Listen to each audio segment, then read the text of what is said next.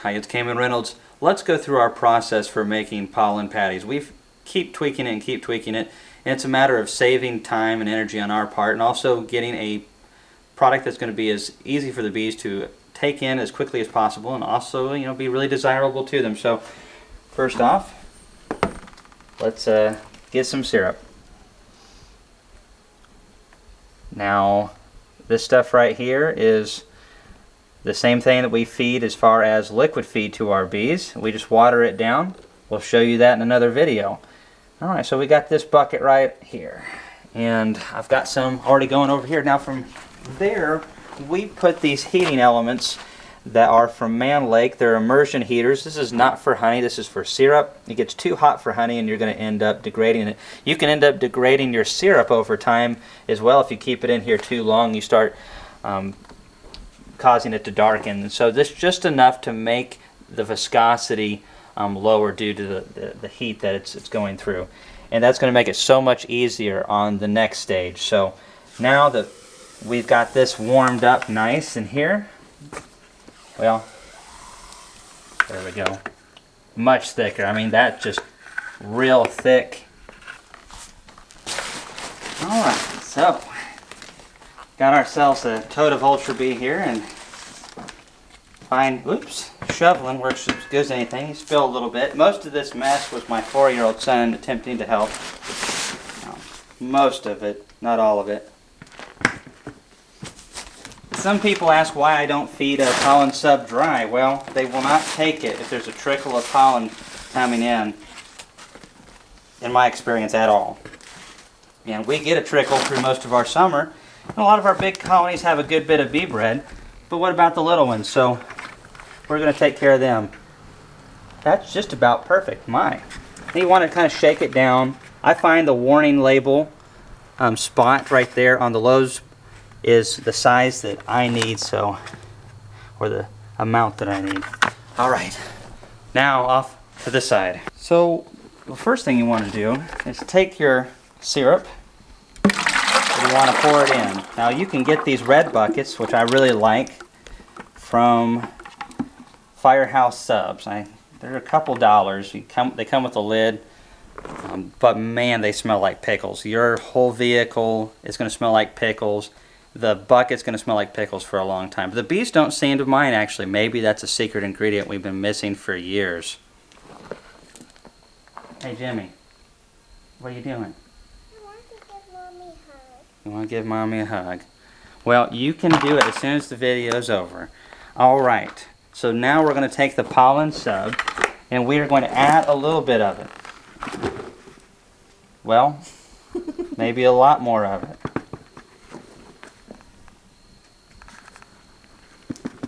Alright, that's good enough for the first little bit. We've got ourselves a drill here. You know, you don't want to use something small like a battery-powered drill unless it's like a really heavy-duty one, like a Milwaukee or something like that. And still, I prefer an electric for this. This is a Craftsman, but it's stronger than your average drill. You're just going to mix it up really good.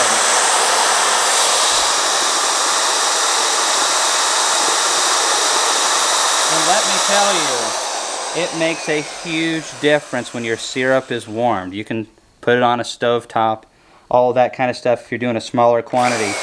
So the drill is really nice. This recipe makes, oh goodness, 32, it's too late to be doing math. 40, almost 50 pounds. It's like 49 or something like that.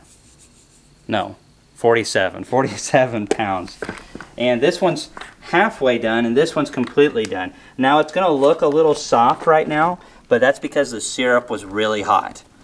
And once it cools down, it's going to be just thick enough to be able to sit into the colony where it's not going to be squeezing out between the parchment paper and running down your frames, which you definitely don't want. But it's also not going to be really hard and stiff. And I think this is really great if you're wanting to get your bees to eat it quickly. Because, I mean, it's just like you, if you're eating a piece of jerky, you're going to have to do a lot more work than if you're getting a nice filet mignon. You know what I'm saying? Well, I don't really know. I've never had a filet mignon. Someone needs to buy me a filet mignon so I can actually know what I'm talking about here.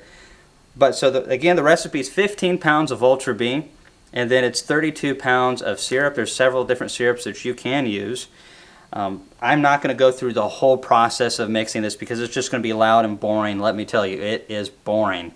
We're making about 500. We are making 500 pounds of it tonight, and it just takes a little while. One of the things I'm going to share with you though is, at first it's pretty easy. Warming the syrup helps a big time, eases the stress on your drill.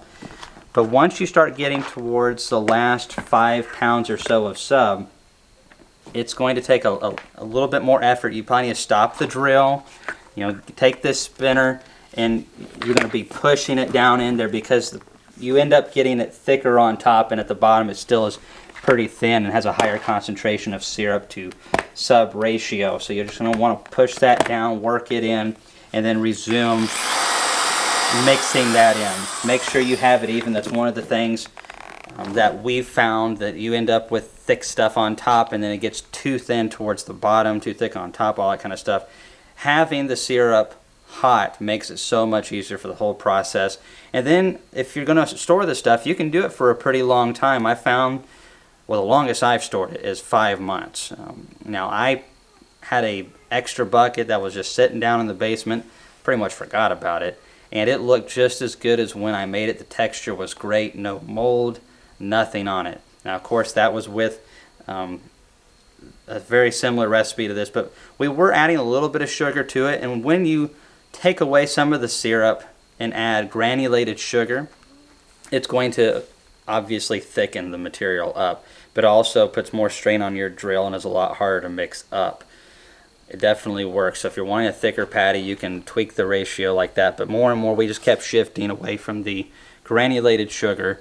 You can take this and scoop it and put it in your parchment paper, but it's pretty simple, but this works pretty well for us, and so we're just making a big batch at a time so we can feed this throughout the summer, and it won't be long and we'll probably be making more again. Fun times. Thanks for watching this video. If you have any questions about what we did here, leave them below.